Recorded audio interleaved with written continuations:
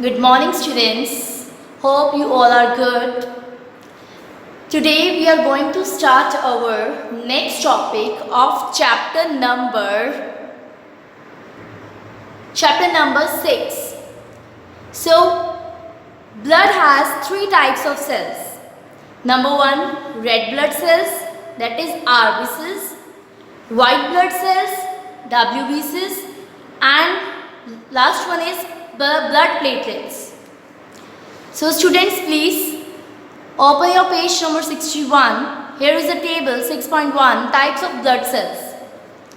Red blood cells, erythrocytes, white blood cells, leukocytes, blood platelets, thrombocytes. Here is a diagram. First one is red blood cells. It is in circular disc-like shape and it do not contain nucleus. It is red in color because of pigment present in it, that is hemoglobin. And the function of red blood cells is it transport oxygen to all parts of the body. Next is white blood cells.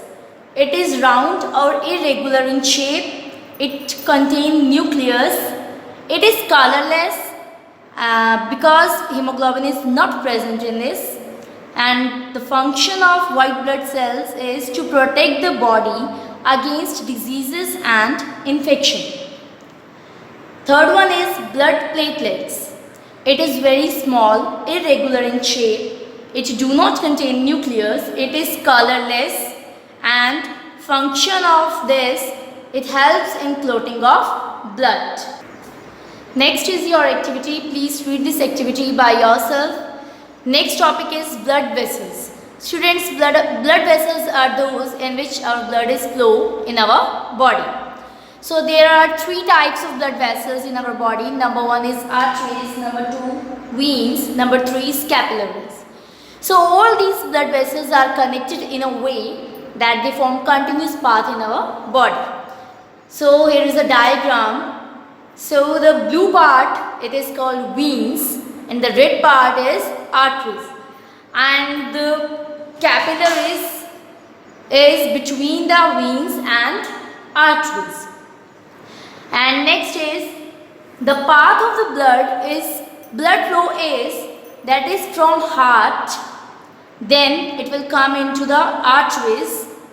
From artery it passes to capillaries, then from capillaries it will move to veins, and after that back to the heart. So capillaries are always present between the arteries and veins. These blood vessels are of varying thickness, that means they have different thickness. So arteries are thick-walled and veins are comparatively thinner and capillaries are thinnest.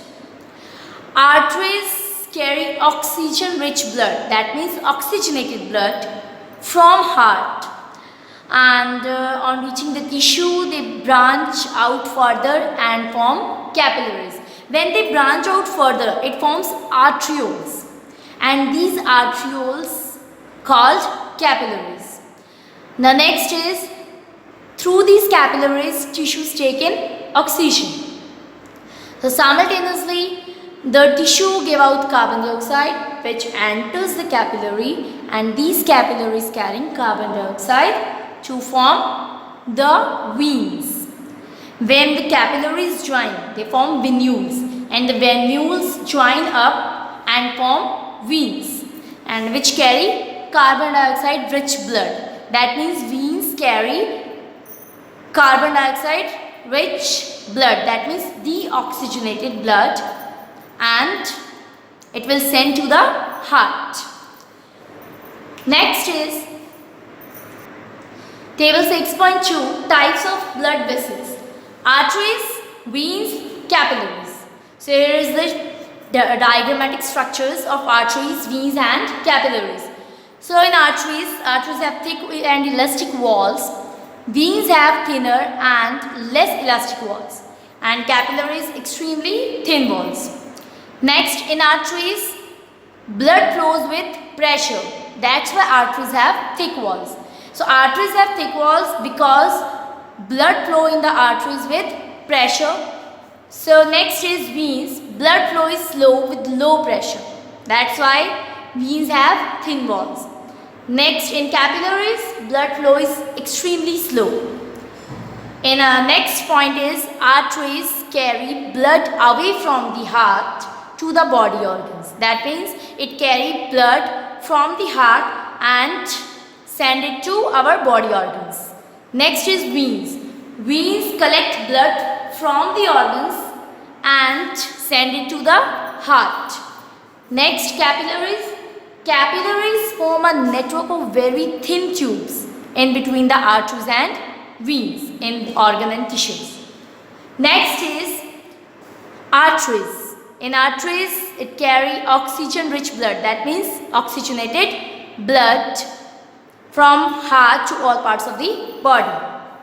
So opposite this, veins carry carbon dioxide rich blood, that is deoxygenated blood, from all parts of the body to the heart.